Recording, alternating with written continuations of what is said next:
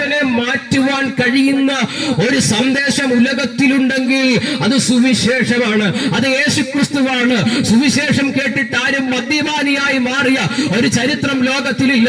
സുവിശേഷം അറിഞ്ഞവനാരോ കുലപാതകനോ വ്യഭിചാരിയോ ആയി മാറിയ ചരിത്രം ലോകത്തിലില്ല. എന്റെ സുവിശേഷം അറിയുക മാത്രമല്ല, അതിനെ അനുഗമിക്കുന്നവർ കൂടിയായി തീരുവാൻ വേണ്ടിയാണ് ഞങ്ങൾ നിങ്ങളെ ഈ ശ്രവണത്തിലേക്ക് ഞങ്ങൾ സ്വാഗതം ചെയ്യുന്നത്. എന്തുകൊണ്ടാണ് ഈ കാലഘട്ടത്തിൽ ഇങ്ങനെയുള്ള കവലപ്രസംഗങ്ങൾക്ക് ഏറ്റവും കൂടുതലായി ഒത്തിരി സമയങ്ങൾ ഞങ്ങൾ ചിലവഴിക്കുന്നത് ചോദിച്ചാൽ, ഈ കാലഘട്ടത്തിൽ ഏറ്റവും ആവശ്യകതയുള്ള ഒരു സന്ദേശമാണ് സുവിശേഷം.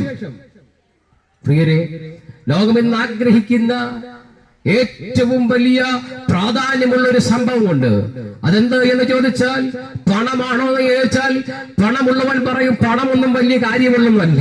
പിന്നെന്താ, ആഹാരത്തിനുള്ള വഴിയാണെന്ന് ചോദിച്ചാൽ ആളുകൾ ഉപജീവനത്തിന് പോകുന്നു, അതൊന്നും വലിയ വിഷയമൊന്നുമല്ല. ആഹാരമില്ലെങ്കിലും നമുക്ക് കഴിയാം, പണമില്ലെങ്കിലും നമുക്ക് കഴിയാം. പക്ഷെ സമാധാനമില്ലെങ്കിൽ നമുക്ക് ലോകത്തിൽ കഴിയുവാൻ പറ്റത്തില്ല.